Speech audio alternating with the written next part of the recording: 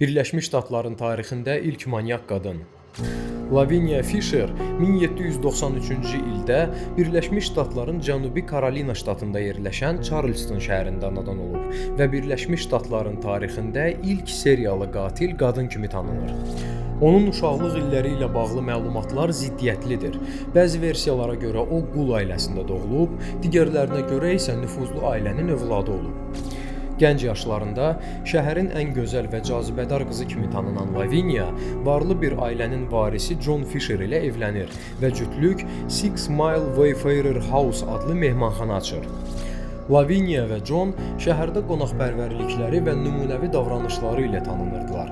Polis isə Fisher ailəsindən dəfələrlə pulsuz gecələmə və dadlı yeməklər aldığı səbəbdən onların fəaliyyətinə hər cür dəstək göstərirdi. Lakin bir müddət sonra şəhərdə həmin oteldə qalan insanların itməsi ilə bağlı xəbərlər yayılır və polis araşdırma aparsa da heç bir sübut tapılmır. 1819-cu ildə John Peoples adlı bir şəxs polisə gələrək bildirdi ki, Fisher cütlüyü oteldə tələlər və işgəncə otaqları qurub.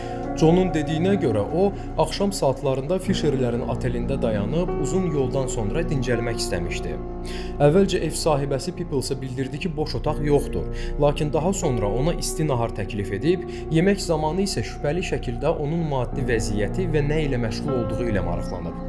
John'un üzərində böyük miqdarda pul olduğunu öyrənən Lavinia birdən-birə qonaq üçün boş otaq tapıldığını bildirdi və yuxudan əvvəl ona nəzakətlə bir fincan çay içməyi təklif etdi.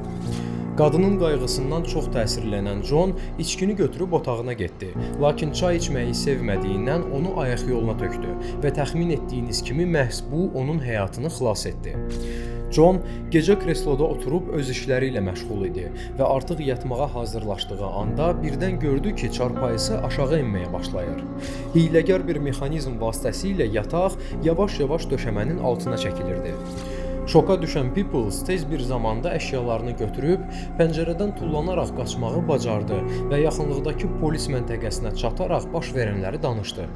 Polis əməkdaşları dərhal Fisherlərin mehmanxanasına yollandı və binanın zirzəmisində işgəncə alətləri, qəfəslər, yoxa çıxmış qonaqlara aid əşyalar və qan izləri olan böyük bir otaq aşkar etdi. Təbii ki, Lavinia və John dərhal həbs edilərək məhkəmə qarşısına çıxarıldı. Daha sonra isə asılma yolu ilə edam edildilər. Özünüzü qoruyun.